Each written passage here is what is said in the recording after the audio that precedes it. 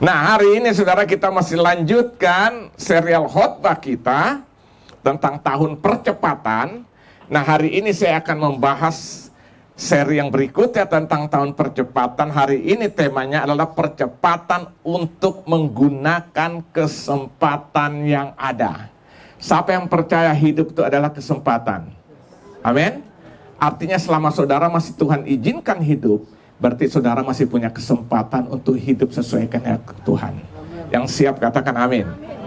Nah, saya ajak kita dulu membuka dalam Efesus pasal yang kelima. Saya pikir saya mungkin baca ayat ke-16 saja saudara ya.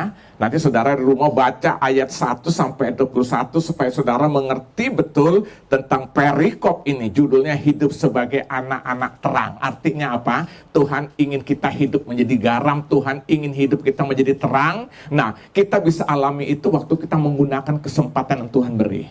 Ayat 16 dari Efesus pasal 5, perhatikan dari ayat 15 saja. Karena itu perhatikanlah dengan seksama bagaimana kamu hidup. Janganlah seperti orang bebal. Tahu orang bebal? Kepala batu, keras, gak mau berubah, ya kan? Ditegur dengar firman Tuhan, gak berubah-berubah. Itu namanya bebal. Nah, tetapi seperti orang arif, bijaksana. Ya. Dan, nah perhatikan ayat 16. Dan pergunakanlah waktu yang ada, karena hari-hari ini adalah jahat. Pergunakanlah waktu yang ada, karena hari-hari ini adalah hari yang jahat. Kita hidup di tengah-tengah hari-hari seperti itu bukan hari ini. Saudara lihat, kasih orang menjadi tawar. Saudara lihat, kita hidup di tengah-tengah dunia seperti ini. Nah, itu sebabnya Paulus mengingatkan kepada jemaat di Efesus. Dia katakan ayat ke-16, dia katakan, dan pergunakanlah waktu yang ada. Kenapa? Karena waktu itu, kalau kita bicara waktu, kita sedang berbicara kesempatan. Amin. Kalau kita bicara waktu, kita berbicara tentang apa? Kesempatan. Seseorang dapat melakukan apa saja dalam hidupnya, mau baik maupun yang jahat. Saya mau katakan, kenapa dia bisa melakukan itu? Kenapa saudara? Kenapa apa? Karena ada kesempatan. Ya kan? Jadi kesempatan itu adalah suatu hal yang sangat berharga, saudara. Kesempatan tuh hal yang sangat berharga, karena dalam kesempatan kita bisa lakukan apa saja, mau yang baik, mau yang tidak baik, kita bisa lakukan karena apa? Karena kesempatan. Tapi hari ini Alkitab mengajarkan kita supaya kita pergunakan waktu-waktu yang ada, itu percepatan untuk menggunakan kesempatan yang ada. Ada sebuah lagu yang berkata apa? Hidup ini adalah kesempatan. Hidup ini untuk melayani Tuhan. Amin. Hidup ini kesempatan, saudara. Di dalam mitologi Yunani kuno, ada sebuah dewa yang dipercaya oleh orang-orang Yunani kuno. Dewa itu bentuknya persis manusia. Punya 2 tangan, punya 2 kaki. Cuma bedanya di setiap tangan dan kaki itu ada sayap, saudara. Lalu kepalanya botak, mengkilap, panggil saudara. Licin. Lalu di tengah-tengah jidat di bagian depan ini ada segumpalan rambut yang terurai panjang, jatuh sampai ke tanah. Ini dalam mitologi Yunani kuno.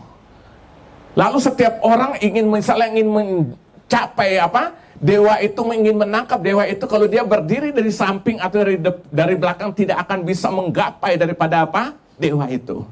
Karena jalannya begitu cepat. Kenapa? Karena ada sayap di 2 tangan dan 2 kakinya. Saudara mau meraih dia, pasti akan tidak mungkin. Satu-satunya cara bagaimana supaya meraih itu, waktu dewa itu lewat, cegat di depan. Jadi kita berhadapan. Begitu dia dekat, kita jambak rambutnya, tarik, maka dewa itu akan menjadi bagian kita. Dewa itu diberi nama dewa kesempatan. Itu adalah mitologi Yunani kuno.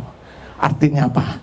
Kesempatan begitu cepat berlalu. Kalau kita tidak menggunakan sebaik-baiknya, kita tidak menangkap, kesempatan itu akan berlalu. Amin.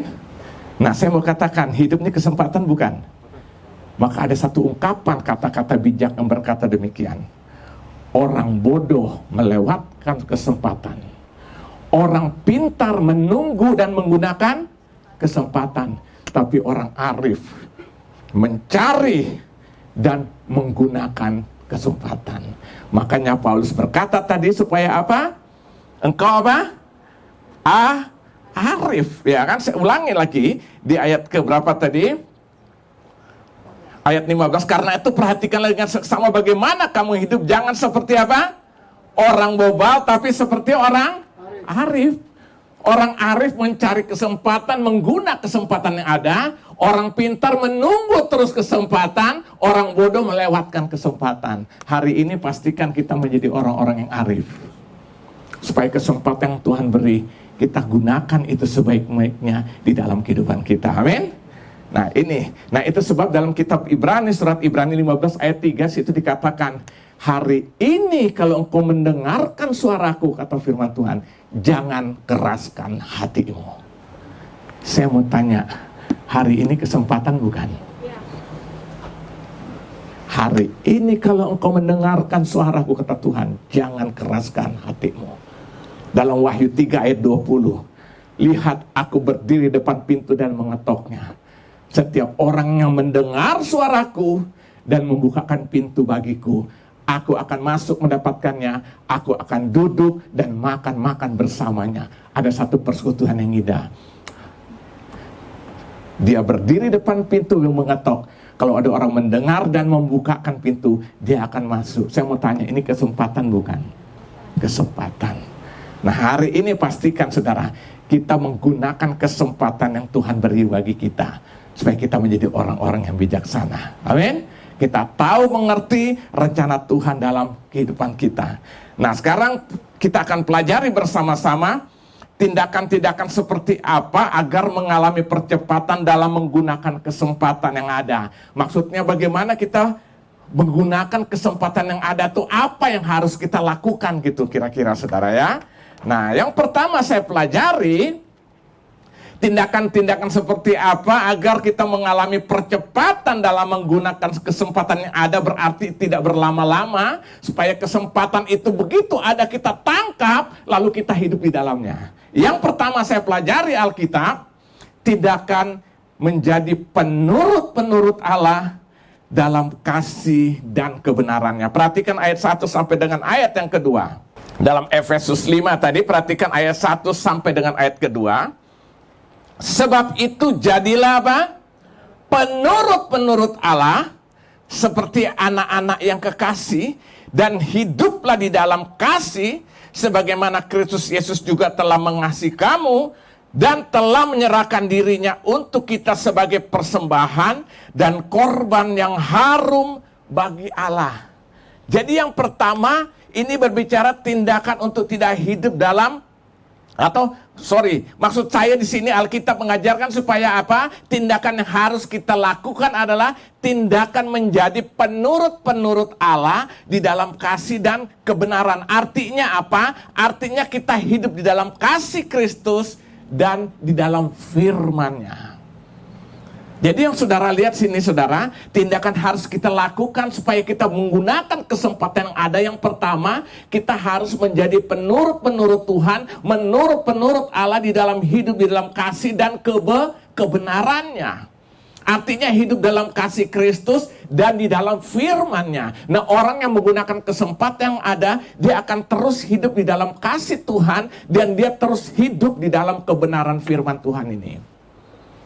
Berarti waktu kita hidup dalam kasih Kristus, lalu kita menjalankan firman Tuhan dalam setiap hari kehidupan kita, maka kita sedang menggunakan kesempatan yang ada sebaik-baiknya dalam kehidupan kita. Ini disebut dengan orang yang bijaksana itu. Amin? Jadi saudara lihat, untuk kita menggunakan kesempatan yang ada itu, atau tindakan-tindakan akan kita lakukan supaya kita benar-benar mengalami percepatan dalam menggunakan kesempatan itu, tidak ada cara lain selain kita benar-benar mengikut Tuhan, mengikut Allah di dalam kasih dan kebenarannya. Nggak ada cara lain saudara.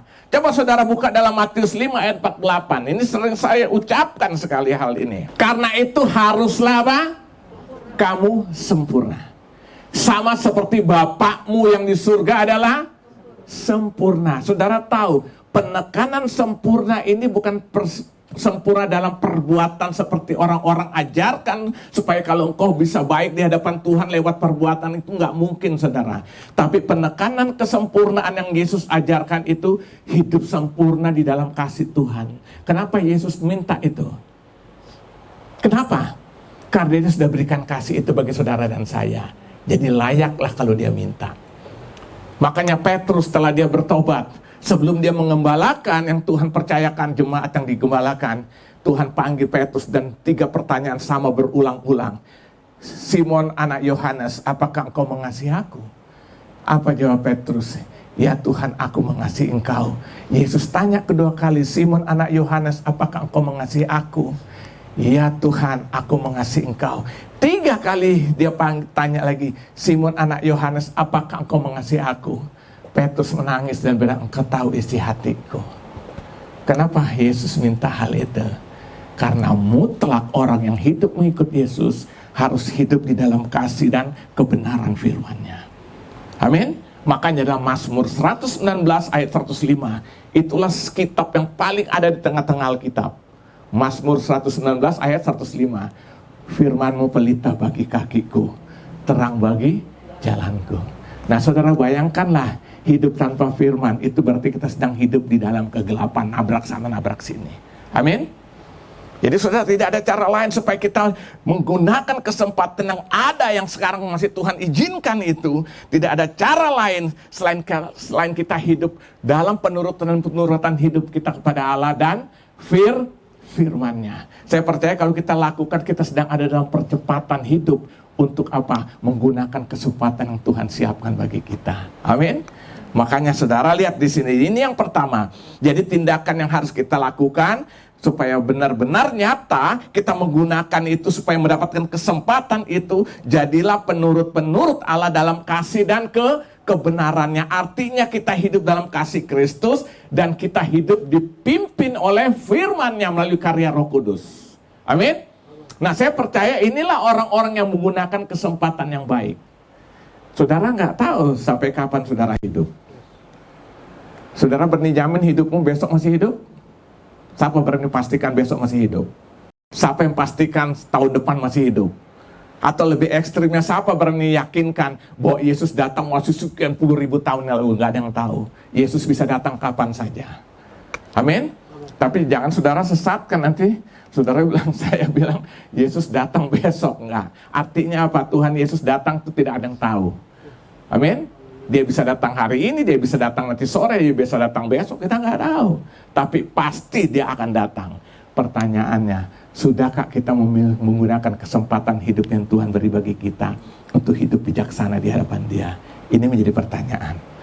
Tapi orang yang menyadari itu, dia akan mengalami percepatan untuk hidup dalam apa?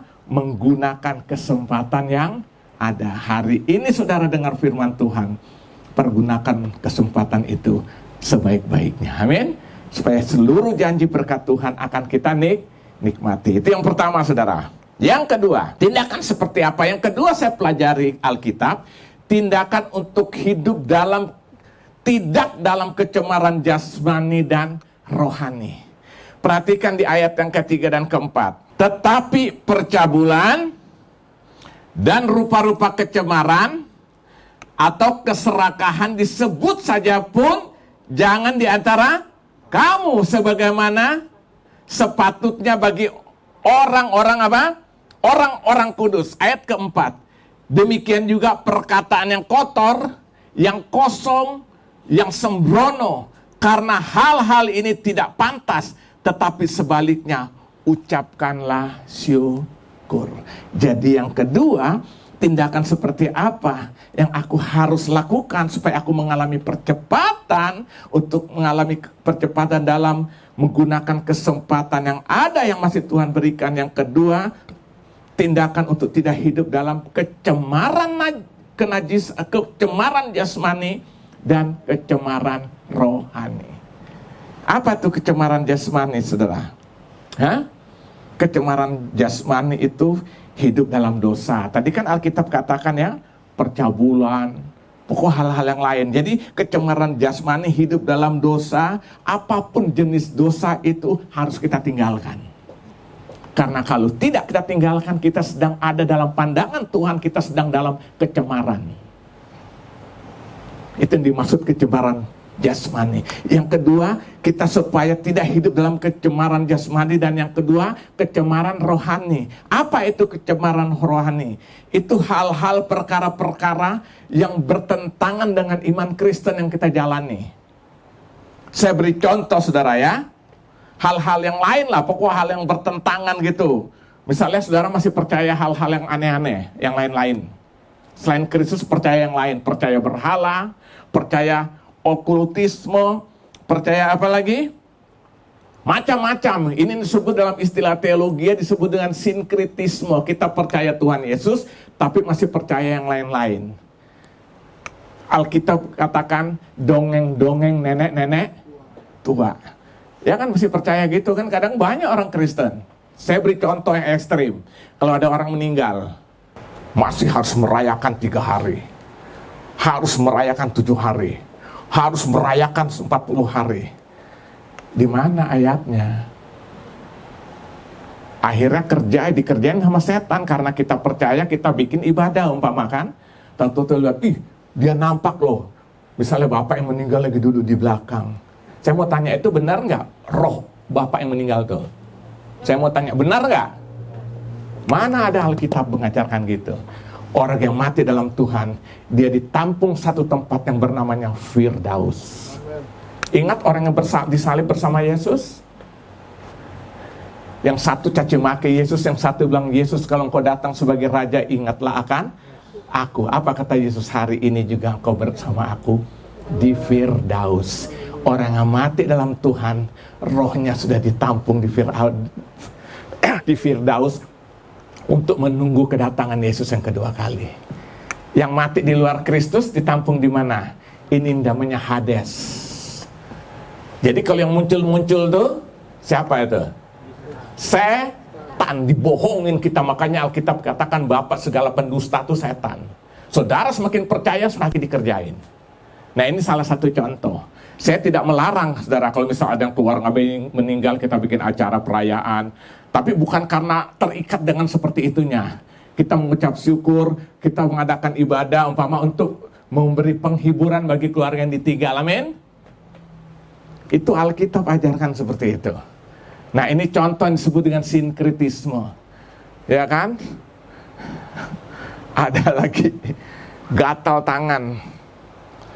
Waduh ini mau dapat duit katanya, periksa lu, jangan-jangan eksim.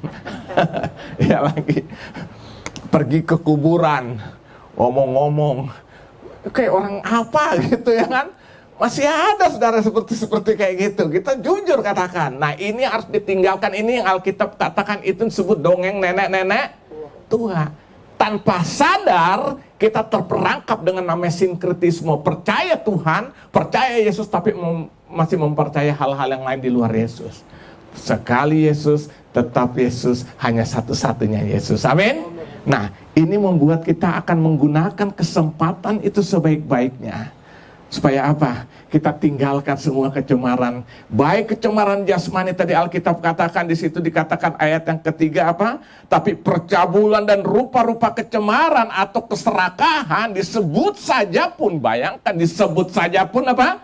Jangan di antara kamu. Sebagaimana sepatutnya bagi orang-orang kudus. Siapa yang percaya dia sudah dikuduskan oleh darah Yesus? Siapa yang ragu-ragu? Siapa terserah lu pendeta? Angkat tangan aja susah gitu lah. Ya kan? Kita sudah dikuduskan. Makanya kita ada perjamuan kudus ini ngapain? Mengingat darah Yesus sudah tertumpah menyucikan kita. Amin. Maka kita harus hidup di dalam, jangan dalam kecemaran, tapi kita hidup sesuai dengan apa yang Tuhan mau. Kebenaran firman ada dalam kehidupan kita. Amin. Jadi saudara, ini yang kedua saudara ya. Kita tidak, makanya dalam ayat kelima, ayat 6 saudara lihat dampaknya, saudara lihat. Daripada kalau orang masih hidup dalam kecemaran jasmani rohani, perhatikan ayat yang kelima sampai ayat ke-6. Karena ingatlah ini baik-baik. Lihat, ingatlah ini baik-baik. Tidak ada orang sundal, orang cemar, atau orang serakah, artinya penyembah berhala, yang mendapat bagian di dalam kerajaan Kristus dan Allah. Jadi tidak ada dapat bagian dalam kerajaan Allah itu. Orang seperti itu. Ayat 6, janganlah kamu disesatkan orang dengan kata-kata yang hampa, karena hal-hal yang demikian mendatangkan murka Allah atas orang-orang durhaka. Jadi saudara lihat, ini dampaknya kalau kita masih hidup dalam kecemaran-kecemaran jasmani maupun rohani. Ini akan menjadi dampak, kita tidak akan menikmati kerajaan Allah. Saya mau tanya hari ini, kerajaan Allah sudah ada belum? Hah? Kerajaan Allah itu sudah ada belum? Sudah. Yesus dalam doa Bapa kami, dia bilang, datanglah kerajaanmu, jadilah kehendakmu di bumi seperti di surga. Berarti kerajaan Allah itu sudah ada. Suasana surga itu sudah kita dapat nikmati. Amin. Paulus bilang dalam Roma 14 ayat 17, kerajaan Allah bukan soal makan dan minum, tapi soal kebenaran, damai sejahtera dan sukacita oleh Roh Kudus. Jadi sudah hadir kerajaan Allah hari ini. Amin. Nanti sempurnanya waktu Yesus datang kedua kali, kita hidup memerintah bersama-sama dia. Itu kerajaan Allah yang sesungguhnya kita nikmati secara sempurna. Amin. Jadi sekarang sudah ada. Nah, untuk kita bisa sampai kepada situ, pergunalah kesempatan masih Tuhan beri hari ini untuk tidak hidup dalam kecemaran-kecemaran hidup, baik kecemaran secara jasmani maupun kecemaran secara rohani. Ini yang kedua. Yang ketiga, tindakan-tindakan seperti apa agar mengalami percepatan dalam menggunakan kesempatan yang ada. Nah, tindakan yang ketiga, tindakan untuk menjaga pergaulan hidup agar menjadi orang arif. Arif itu artinya siapa apa? Bukan tetangga. Namanya arif. Ya, arif itu ya bijaksana itu.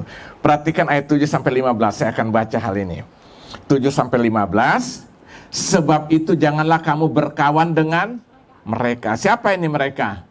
Ya, orang-orang yang hidup di luar Kristus. Memang dahulu kamu adalah kegelapan, tapi sekarang kamu adalah terang di dalam Tuhan. Orang yang hidup dalam Kristus, dia menjadi terang itu. Sebab itu hiduplah sebagai anak-anak terang. Ayat 9, karena terang hanya berbuahkan kebaikan dan keadilan dan kebenaran, dan ujilah apa yang berkenan kepada Tuhan. Ayat 11, janganlah turut mengambil bagian dalam perbuatan-perbuatan kegelapan yang tidak berbuahkan apa-apa, tetapi sebaliknya telanjangilah perbuatan-perbuatan itu. Ayat 12, sebab menyebutkan saja pun apa yang dibuat oleh mereka di tempat yang tersembunyi telah memalukan. Lihat, kita menyebut aja sudah dianggap memalukan, tetapi segala sesuatu yang sudah ditelanjangi oleh terang itu menjadi nampak, sebab semua yang nampak adalah terang. Itulah sebabnya dikatakan, bangunlah hai kamu yang tidur, dan bangkitlah dari antara orang mati, dan Kristus akan bercahaya atas kamu. Ayat 15, karena itu perhatikanlah dengan seksama bagaimana kamu hidup. Janganlah seperti orang bebal, tapi seperti orang arif. Jadi yang ketiga, tindakan apa yang saya harus lakukan supaya saya mengalami percepatan dalam menggunakan kesempatan itu, saya mencapai kesempatan itu, saya hidup dalam kesempatan itu. Yang ketiga, tindakannya namanya tindakan untuk menjaga pergaulan hidup agar menjadi orang arif.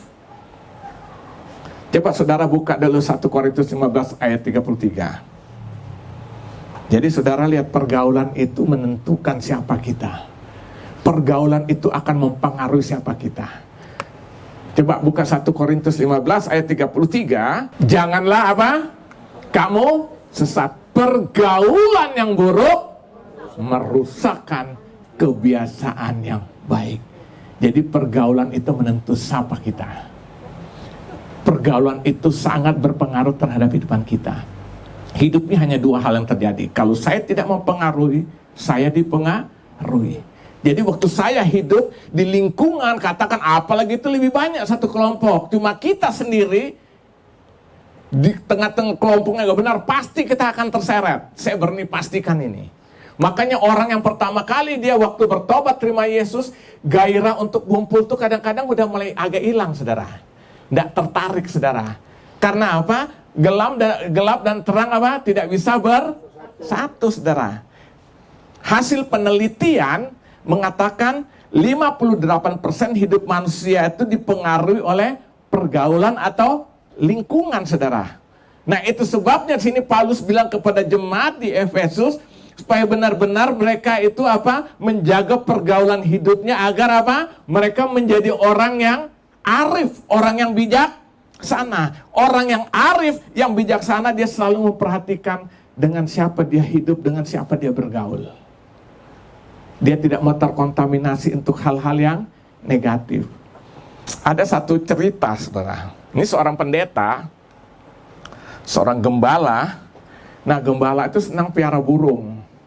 Nah, dia waktu itu punya seekor burung beo. Dia piara dari sejak kecil, lalu dia mulai latih berbicara. Ya, tiap hari dia bangun, dia bilang shalom, haleluya, puji Tuhan, berulang-ulang. Sampai akhirnya burung itu jadi pintar. Saudara pernah nggak dengar burung beo bicara? Yang nyanyi lagu Indonesia Raya aja ada. Saya soalnya dulu waktu masih kecil, masih SD sempat piara burung itu. Saya itu kan hobinya nembak dari kecil. Jadi pernah saya nembak kena burung satu, burung beo itu sayapnya aja luka. Akhirnya piara sampai dia hidup. Cuma emang nggak bisa terbang, tapi ya jadi jinak banget, pintar bicara akhirnya. Matinya saudara tahu kenapa? Lupa kasih makan. Udah 5 tahun piara lupa. Jadi burung beo itu saudara makanan, karena kita waktu itu saya masih di Balikpapan kan. Nggak ada kayak sekarang jual apa pur tuh kan. Dulu kan susah di daerah. Jadi makannya setiap hari buah atau cabai itu loh. Jadi kalau kita nggak kasih makan hari itu dia nggak makan. Rupanya daya tahan burung ini nggak bisa seperti burung lain, saudara. Nggak makan 1 hari mati. Karena dia habis makan dia pelepasan, masuk keluar, boros juga. Ya kan? Nah, saudara lihat, pintar ngomong. Nah, jadi ceritanya pendeta ini punya burung, dia latih. Jadi setiap hari kalau ketemu orang, tamu datang, shalom, haleluya, puji Tuhan. Ini 3 kata-kata, saudara, ya kan? Nah, satu saat pendetanya ini mau liburan keluar kota sekeluarga. Nah, tetangganya tuh punya orang yang hobi burung, burungnya banyak banget piara, termasuk burung beonya aja ada berapa. Dan dia latih juga, pinter ngomong, saudara. Cuma ngomongnya beda. Bego, tolol. Bego, tolol. Itu saudara lihat ya kan? Shalom, bego, tolol. Itu berulang-ulang, saudara. Ya, apa taunya itu aja, saudara, ya kan? Kalau nggak bego lah, bego, tolol, bego, tolol, bego, tolol. Satunya lagi lebih pintar, bego, tolol, setan. Ya kan? Shalom, kalau kita datang atau kita kasih selamat pagi, bego, tolol, setan. Nah, akhirnya waktu pendeta ini keluar kota, titip ke situ. Taruhlah sebelah-sebelahan dengan burung beonya yang tetangganya ada 3 ekor itu. Udah selesai liburan, pulang, ambil burung itu. Pendetanya bawa pulang dong. Shalom, bego, tolol, setan. Shalom, bego, tolol. Tadinya shalom, haleluya, puji Tuhan. Sekarang kita bilang shalom, dia apa? Bego, tolol, setan. Kenapa, saudara? Terpengaruh dengan 3 ekor yang tetangga yang dia titip. Hati-hati pergaulan, saudara. Gak ada orang lahir langsung merokok. Itu karena pergaulan. Apa saja tingkat kejahatan karena pergaulan. Itu sebabnya kita harus menggunakan kesempatan yang ada. Apa yang harus kita lakukan? Menjaga pergaulan hidup agar menjadi orang yang arif. Siapa yang siap menjaga pergaulan hidup? Saudara bergaul dengan pendeta, minimal saudara jadi pendeta atau menerima berkat pendeta. Amin. Saya ingat, saudara, saya ini sebenarnya mulai terlibat pelayanan dari tahun 80. Main band kan, akhir diajak tante saya. Stevie main dong untuk Tuhan, ya kan. Nah, gereja-gereja dulu kan alat musik itu nggak asal aja. Biasanya elektron sama gitar, pokok rame, ada pakai apa tuh? Tamborin, udah nggak perlu namanya harmoni, nggak ngerti kan. Saya disuruh main. Wih, Lah kita biasa main di tempat-tempat klub malam itu kan rapi, teratur kan. Akhirnya apa? Saya bilang sama tante saya mau main asal alat musiknya dilengkapi. Rupanya nggak tahu dia bicara dengan satu keluarga, saudara tuh. Beberapa hari kemudian lengkap datang, saudara. Datang drum, datang amplifier expander, ampli bassnya, datang gitar semua. Mau nggak mau terjerat akhirnya. Di telepon saya dipanggil. Katanya alat-alat musik sudah datang. Akhirnya drum itu saya setting, lebih kan saya pasang, pokoknya saya setting ya, karena namanya drum baru kan belum bunyinya nggak karu-karuan. Di situ saya mulai pelayanan. Tapi ya itu pelayanan aja, saudara. Hidup nggak ngerti apa-apa. Nah sampai suatu saat kan di mimbar nih, kadang-kadang kalau penuh gereja, mau nggak mau saya duduk aja di atas. Pas di sebelah tuh pendeta yang khotbah tuh duduk situ. Kita kan rasanya kayak minder, nggak enak kan, aduh malu gitu, nggak enak. Dalam hati saya ini lama-lama gue bisa jadi pendeta juga. Sampai hari ini gue jadi pendeta, saudara. Makanya berkat pendeta minimal saudara nggak jadi pendeta, berkat pendeta turun, amin. Ya kan, berkat pendeta bukan uang, bukan materi, minimal ada sukacita, ada damai sejahtera, muka saudara penuh dengan sukacita, amin. Di dalam Yohanes 4 ayat 14 dia katakan, akulah apa? Air kehidupan itu sendiri. Dia bilang kepada wanita Samaria, kalau engkau minum air ini, engkau akan haus, tapi kalau engkau minum air yang aku berikan, engkau tidak akan haus untuk selama-lamanya. Jadi saudara lihat di sini, tindakan harus kita lakukan, milikilah rasa haus akan Tuhan dan seluruh kehendaknya. Di sini Alkitab katakan kita akan berbahagia. Berarti itu kesempatan, bukan? Orang sedang mencari kebahagiaan di mana-mana, tapi dia tidak pernah mendapatkan kebahagiaan itu. Satu-satunya dia dapat waktu dia berjumpa dengan Yesus. Di situ dia akan mengalami kebahagiaan. Amin. Nah itu sebabnya inilah kesempatan yang Tuhan berikan buat kita hari ini. Makanya kenapa ada perjamuan kudus, untuk mengingat Yesus sudah selesaikan semuanya. Tinggal kita mau tidak menggunakan kesempatan itu. Waktu kita menjadi orang yang bijaksana, kita akan menggunakan kesempatan itu sebaik-baiknya. Itu sebabnya saya simpulkan firman Tuhan hari ini. Tindakan seperti apa, saudara? Agar kita mengalami percepatan dan menggunakan kecepatan dalam menggunakan kesempatan ada, karena tahun ini adalah tahun percepatan itu. Kita harus menggunakan kesempatan itu. Apa yang harus kita lakukan? Yang pertama, kita mau menjadi penurut-penurut Allah di dalam kasih dan anugerah dan kebenarannya. Amin, siap? Hidup dalam kasih dan kebenarannya. Yang kedua, kita harus hidup tidak dalam kecemaran jasmani maupun rohani, tetap menjaga kekudusan hidup kita. Amin, jangan kompromi lah dengan hal yang lain-lain. Alkitab bilang orang yang berdiri dua hati akan, itu disebut dengan tidak panas, tidak dingin, suam-suam kuku akan dimuntahkan. Jadi kalau saudara percaya Yesus, sudah Yesus saja satu-satunya. Nggak ada yang lain-lain itu. Nggak ada yang kain hitam, kain putih, kain kuning, ya kan, tuh omong kosong semua. Gue berkali-kali bakar yang namanya jimat-jimat, isinya tuh omong kosong semua itu. Ada kayak pasir, ada kayak segala macam itu, ada kayak daun-daunan. Saudara tahu, kalau kita belajar tentang okultisme, saudara tahu, itu nggak ada apa-apanya, tapi karena kita percaya iblis tongkrongin di situ. Ngerti? Itu maka dibilang dusta semua tuh, bapak segala pendusta dia.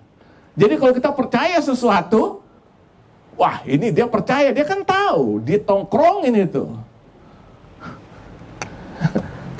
Gua udah berkali-kali, kalau benar dia ada, itu bakar habis, nggak ada ceritanya di mana-mana. Saya pernah di Belanda juga saya bakar waktu itu. Itu pelatih itu loh, pelatih bulu tangkis daripada di Belanda. Orang Indonesia sama jadi pelatih fisik, tinggi gede, saudara. Berapa jimat itu, terakhir tuh jimat yang menjadi jagoannya itu. Istrinya datang, udah selesai ibadah minggu, ada saya datang ke tempat itu. Memang waktu berdoa ngeri-ngeri sedap juga, saudara. Badan gede kan, tinggi. Dia pelatih fisik. Saya ambil berdoa, nggak tutup mata kayak gitu. Saya pikir nih kalau kakinya naik nih lumayan juga, tapi ternyata nggak bekutik. Begitu saya tumpang tangan jatuh, plak. Selesailah, jimatnya saya bakar habis. Orangnya berubah total. Hidupnya menikmati janji kemuliaan Tuhan. Saudara lihat, Itu tipuan iblis. Jadi jangan percaya. Buat kita semua hari baik. Amin. Tidak ada hari baik, hari semua dalam Tuhan. Hari ini harinya Tuhan. Semua baik ya. Jadi tinggalkan saudara ya. Jangan hidup dalam kecemaran. Tindakan untuk menjaga pergaulan hidup. Jaga saudara. Mendingan bergaul, cari teman-teman yang rohani. Saudara akan bertumbuh dalam Tuhan. Amin. Yang terakhir, kita harus apa? Memiliki rasa haus dan lapar akan kebenaran. Haus akan firman. Di situ kita akan berbahagia. Nah, saya kira ini aja firman Tuhan pagi hari ini. Haleluya, haleluya.